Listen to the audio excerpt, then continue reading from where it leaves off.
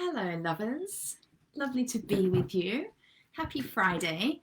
Today, I would love to talk to you about how you can maintain your energy when you have tons going on. We do, right? We're all busy, busy women running households and businesses and just keeping up friendships and relationships and, dealing with life and everything that goes with it.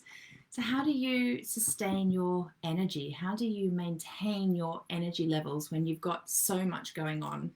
And this is a conversation that actually came out of, hi Flo, that actually came out of a masterclass I ran in my Evolution membership group this week. We had actually one of our own members, her name is Lindy. She came in, hi Izzy, going to be seeing you soon. She came in and shared her career story around how she basically built a business from 0 to 3.5 million turnover. And how did she do that? And what did it take? And tips and tools on how to be a leader inside your business and how to be a leader of yourself with a business. So it was a really cool conversation. And what came through the conversation, which we didn't necessarily expect, we never really know where a conversation is going to go, and that's kind of the magic of it. We began talking about how did she, as a very successful businesswoman, maintain her energy levels throughout her career, and what would she do differently looking back, and mistakes that she made, and now with that, because she sold that business and is now looking for actually new opportunities right now. And so with that absolute perspective, she's not in the business anymore. She's not in the busyness of it anymore. And she's been out of it for a few years. So with that absolute perspective of being able to look back at the business she created and how she was operating in her life and her world then, what would she do differently? And we really challenged her on, she was saying, various things that she'd do differently. And I'm going to get into that in a second. And then we were challenging her on, well, did you really have time for that? One of her things was, I do yoga and meditation every day. And, there's another woman in the group who's a doctor and she's super busy and a single parent and with an elderly mother and, busy life. Essentially, she's actually running 2 full-time jobs. And she was kind of like, well, yeah, yoga and meditation every day, but how do you find the time for that? Is that actually realistic? How can you practically create time for that kind of thing? So we were really having this awesome discussion, and I made notes, and I just wanted to share with you the key points that came out of the conversation. And I know, particularly if you're in my community, this is not going to be new information for you, but I'm going to share it with you in a super quick and succinct way so that it is the reminder that you need, because as you know, I'm always talking about transformational amnesia. We forget what we know. I'm going to share with you what you already know, but that I know you are not putting into practice consistently. I know you're not. And particularly if you've responded to whatever the subject was I put for this live, something about how to maintain your energy as a leader. If you're interested in that subject, then you've forgotten what it takes, but you do know. And today will be the quick reminder that you need, and it will be an invitation to start applying this, to love yourself enough to apply it on a more consistent basis. And that's going to require you to up-level your mindset somewhat. Yeah? Okay, so who's here with me? Let me know who's joined, who's on live. I've said hi to Izzy, hi to Flo. Sarah, are you still there on Instagram? Zoe's just joined, I think. Hello. Kellyanne, hello. Good to have you guys. All right, so I will share my notes that I made. There's some basic stuff that we have to be doing to support ourselves to maintain our energy levels when we're busy, when we're running businesses and running families and life. The first one, it's so obvious. It's what you put in your mouth. So it's looking at what level of alcohol are you consuming, perhaps reducing that. How much caffeine are you drinking, perhaps reducing that. How much good, nutrient, wholesome food are you including in your diet? And what time and space are you creating to prepare and plan your meals so that you're not just grabbing at shit through the week, and you're actually sustaining your body with good food. So maybe that's doing, writing an actual shopping list. Oh my God, who does that anymore? An actual shopping list. Perhaps doing a meal plan for the week. Maybe get out your favorite cookbook and inspire yourself and include 1 or 2 new recipes for the week. And maybe they could be something you could cook on Sunday and freeze it so you can just defrost it and, chuck it in the oven and have a quick ready meal, but a homemade ready meal ready for you sometime during the week when you're busy, right? So cutting down on booze at least, reducing caffeine intake, increasing your water intake, eating more greens. This is the basics, right? Eating better generally, and getting yourself into a habit and routine of planning better so that you're not just grabbing. Okay, so that was the first thing that came up. It's basic, but we forget. The second thing was, and I'm going to call this, because this is how I refer to it in my own mind, it's creating an abundance state for yourself. So what does that mean? I did a healing session earlier this week, and I can't wait to share who I did that with and some more information on that, because she's amazing. And I'm going to be bringing her into the Evolution membership to run a masterclass soon. So Evolution members, you're going to benefit from her very, very soon. So I had a healing session earlier this week, and this woman tuned into, her guides and angels and so on, and asks me questions that they're guiding and directing. And she asked me what was going on for me when I was 10 years old. I thought, that's interesting. I really searched because I was racking my brain looking for something terrible that happened when I was 10 years old, because I thought, oh, right, we're looking for a pain point, some level of trauma, something that's looking to be healed, because I was having a healing session. And and I was explaining, when I was 10, I was just happy, yeah, everything was good in school. Home life felt really happy and stable. I would go to the beach, I'd play on my boogie board. I was doing well in school. I had a lovely little group of friends. We were just moving house from the flat I grew up in into a house. So I only lived in 2 places when I was young. It was the flat and then the house. And we were in the process of moving into this house, which then enabled us to get a cat. So I got my first kitten. Life was good. And I was like, I can't think of anything that wasn't good about that. And that was exactly the point of the question. I was being invited to tap into my very natural state of abundance. And what did that feel like? That I was tapping into the joy and the bliss and the simplicity of that time. And the simplicity and the bliss that came from just doing what I like doing, drawing, playing with my cats, going to the beach, that kind of thing, that created abundance. It's an abundant energy. So what could you be doing every day to tap into an abundant energy? Like, what does that look like for you? So it could be like, for me, it's traveling. I love to travel. Lately, it's being on my paddleboard as often as possible. I was out again this morning with a friend, which was awesome. Even though it was drizzling with rain, it was wonderful. It could be yoga. It could be your meditation. It could be your Pilates class. I have to say Pilates because Izzy's on. Izzy's an amazing Pilates teacher if you're looking for one. It could be, oh goodness, it could be painting, drawing, some kind of exercise class, your Zumba, swimming. Like, what is it for you that has you feel good? What feels fun for you? What's uplifting for you? What has you feel connected to you? What is your own personal joy and pleasure? How could you put yourself first? We need to be injecting something every day, and it doesn't matter how busy you are. I promise you, there is a way of injecting something. So this morning, I went paddleboarding. My first official call was 10 a.m. this morning. I've got back-to-back calls today.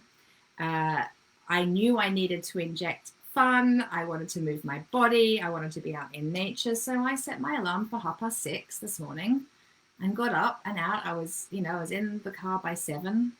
And I was on the water by 7:30, had an hour on the water, home, shower, ready to go. That, I came back listening to music, singing, feeling totally connected to me, spring in my step. Like, although my first call wasn't until 10 o'clock, I could have started at 9 o'clock today. I could have. So we need to be injecting something into our days every day that is just for us. Now, that could, for me, it's always the beginning of the day, nearly always. It could be right at the end of the day. It could be in your lunch break. And it could be as simple as just having a coffee break in the park with your favorite magazine for 10 minutes. But you've got to do something every day that's for you. It's key. The third thing is your spiritual practice. So that could be, I've already mentioned yoga and meditation. That might be your joy. So you can, tick, two birds with one stone. It could be contemplative walks. It could be journaling, something that has you connected to your spiritual truth, something that allows you just to check in with you. It doesn't have to be long. It could be just 5-10 minute meditation in the morning before you start your day. It could be a couple of 10-minute meditations throughout the day, one at the beginning, one at the end, perhaps. But something that has you connect with you. And like I said, you can double that up with your abundance state, with creating the joy. Yeah. The fourth thing is support. So when I was talking to Lindy, she was saying, she was so busy in her business that she can see now with retrospect that if she just, and in her words, she said, if I just had someone to talk to, if I could just offload to someone, if I could tell someone what's going on in my head, what my struggles were, that would have helped me enormously. Because there's a huge release, isn't there, and relief from sharing with somebody else, offloading to somebody, asking questions, being supported, and whether that's a therapist or a coach. There were different levels of support, but it's the ability to talk. She was very specific, actually. She said it was about talking to somebody. And I completely agree with that. Couldn't agree more, talking with somebody. And then the other thing that came through was having a like-minded community. So, we're not built to do life alone. We are better together. And that's what Evolution Membership is all about. We're a community. We communicate. We support each other. We inspire each other. We motivate each other. We've got each other's back. When one woman says, I'm struggling with this, 10 others come through and go, yeah, me too. And so that one woman doesn't feel alone and those other 10 don't feel alone. And then together we find solutions. And sometimes there isn't an answer or a solution, but the shared understanding and experience that's communicated for women, especially to have space where they can just offload their heart and say how they're thinking and feeling, is incredibly therapeutic and healing. And so she was saying to have community and to have a like-minded community and to have someone to talk to was key. So support. The fifth thing, which we all agreed on, was sleep. Sleep. You know how many hours of sleep you need a night to thrive. You know what has you have a good sleep. I was talking to my friend Sandra when we were paddleboarding this morning, and it felt really good and easy and exciting for me to get up at 6:30 this morning. Actually, I think I got up at 6:15 this morning because I didn't have a glass of wine last night, right? So I know if I even have one glass of wine, there's no way that getting up at 6:15 in the morning is going to feel joyful, right? And she said the same. She was like, looking back, I probably wouldn't have drunk so much alcohol, because then I would have slept better. And then I would have felt more clear. I'd have more clarity when I woke up in the morning. And I would have, with that clarity and energy that a good night's sleep brings, I would have actually been able to create the space to have half an hour to myself in the morning of stretching and meditation and journaling before starting my day. But without a good nighttime routine, without taking care of her body, without getting a good night's sleep, that became impossible. So everything has the knock-on effect, doesn't it?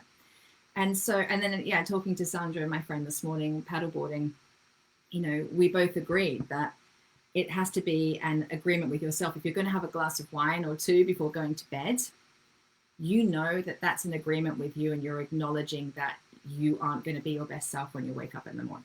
You're just not going to be on your game. And that's the compromise. But you do that knowingly, you do that consciously. And because I knew I absolutely was getting up early today, I didn't have that glass of wine. And to be honest, my thing is I'm trying not to drink during the week. I do quite well with that, and sometimes not amazing. I do like my wine.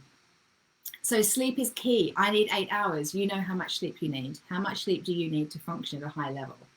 8 is my optimum. To be honest, if I start going into 9 and 10, I actually feel a bit woozy when I get up the next day. Anything less than 8, I am not on point.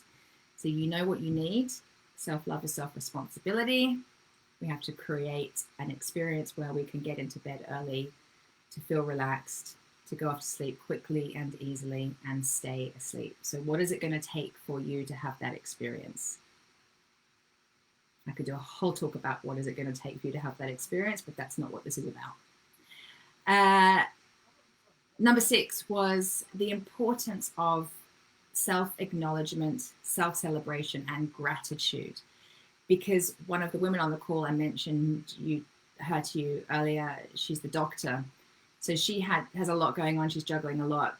And she's really keen to understand, how can I increase my energy levels? How can I manage everything that I'm doing?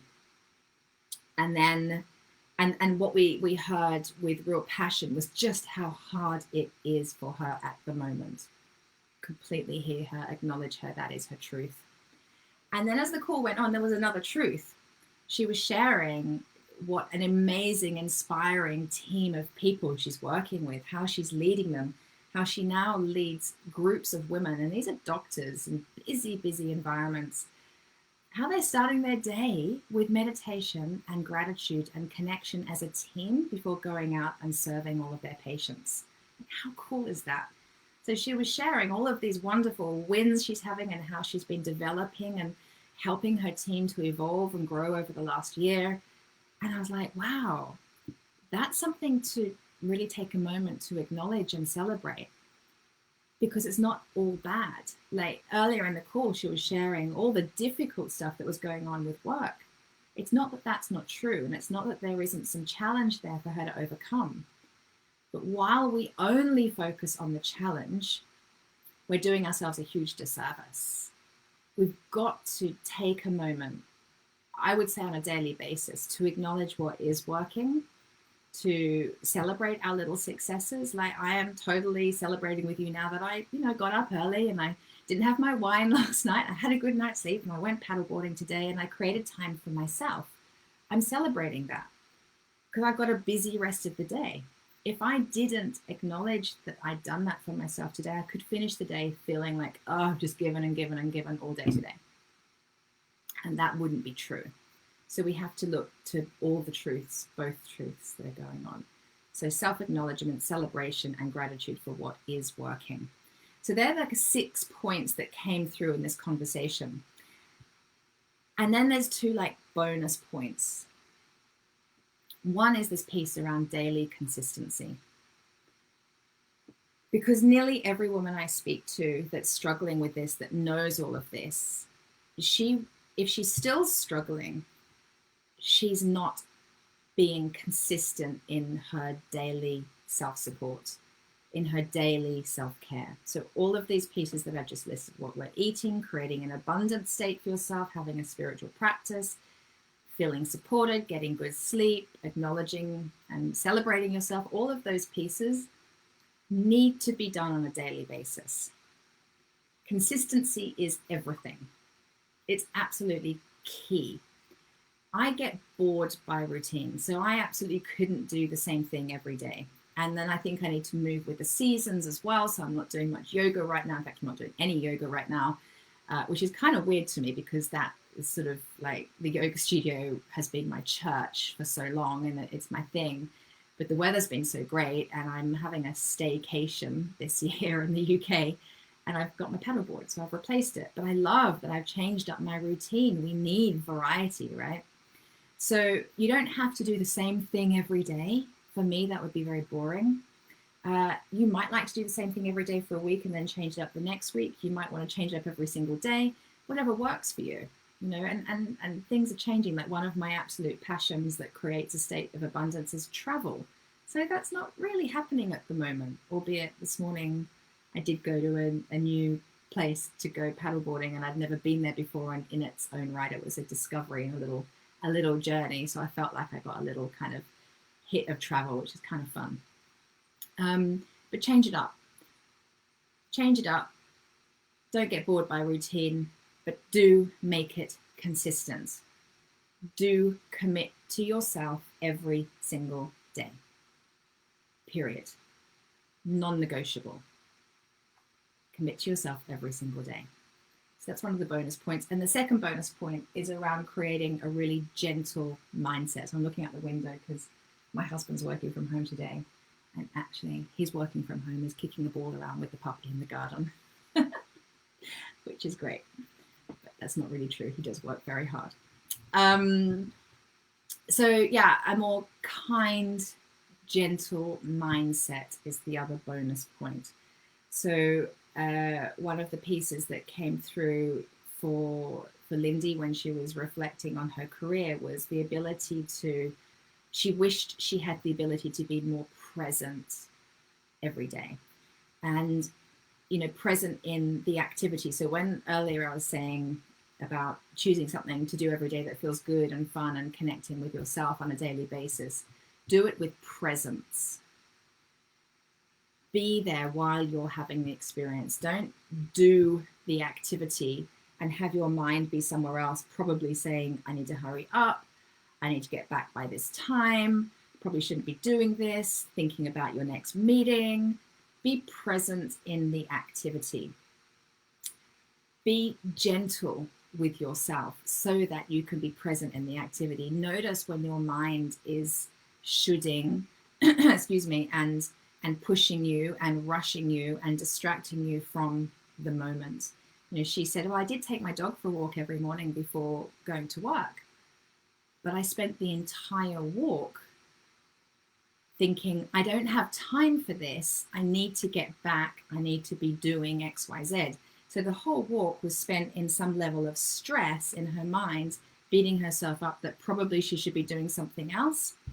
And so she didn't receive the gift of presence and connecting with herself, and through presence actually like looking up and noticing what was going on in the sky, and receiving the pleasure of the color of those green leaves against the blue sky, or seeing the joy on her dog's face, right? She didn't receive that. And so she didn't experience the abundance of energy that comes from that. So we need to develop a more compassionate, kinder mindset with ourselves. This is a really big piece, isn't it? I mean, am I alone in this? The importance of, and this is in my healing session this week, this is what came through. It was, I was connecting with 10-year-old Katie, who just was everything was so simple and easy and joyful at that time. And not only how could I bring that more into my adult life now, but the other invitation I received in that healing session was, how could I be more gentle and more kind to myself? The irony is, like, oh God, I have the school of self-love. What do you mean? Like, I'm pretty good at this stuff. And she was like, maybe bring in some more self-care. I'm like, my self-care is pretty good. But it wasn't about the doing. It wasn't about the self-care. It was about, where is your mind at? How could you be more gentle inside your head? And this is something I talk about a lot, and I know you know this. It's, how can I create thoughts that love and nurture me rather than thoughts that are self-harming and sabotaging me? So this is the daily invitation. We're invited daily into consistency with our self-care and all of those pieces I shared with you. And we're being invited daily into having a more gentle, kind, and nurturing mindset. Again, this is nothing that you don't already know, right? Thumbs up if you already know this. Let me know. Have I shared anything with you today that you have never heard before? Pretty sure I haven't. You're conscious, aware, awake women. And yet we need the reminder, don't we? Yeah, Flo's like, yep, we just need the reminder. In my healing session this week, honestly, it was powerful and beautiful and wonderful. And as I reflect on it, and I'm in the middle of watching the recording back. It was a 2-hour session and we filmed it. And I'm watching it back and I'm like, it's really not anything new. And yet I needed these poignant reminders. And we all do, because we're human and we have egos and we forget, and our ego keeps us on the treadmill of having to prove our worthiness. We don't innately, naturally remember our innate value. We don't. We forget. And that's our humanness. Our spiritual truth, she's got this. She's got this. We need to connect with her on a daily basis. So that's what I wanted to share with you today. That's my self-love wisdom for today. Thank you so much for joining. So wonderful to spend half an hour with you. I'm sending you a lot of love. I'll be with you again on Monday morning for our self-love and success ritual. And if you can join me at 8 a.m. Monday morning, I'll see you there. Otherwise, have an absolutely beautiful weekend. And if you're not already in the Evolution membership, come and join us. Okay, come and join us. The first month's free. And if you hate it, you can leave. Pretty sure you won't hate it. But you can leave. There's no strings attached. You're not committed to anything. It's a month-by-month contract. If you love it, stay on. If you don't, you can go. But it is a very supportive community of like-minded women, and we're all on this path together. So come on and join us. I'll put the link in the comments, or you can go over to the schoolofself.love, have a click on courses, and you'll see Evolution membership amongst the other courses on offer. So have a great weekend. Mwah! See you Monday. Bye.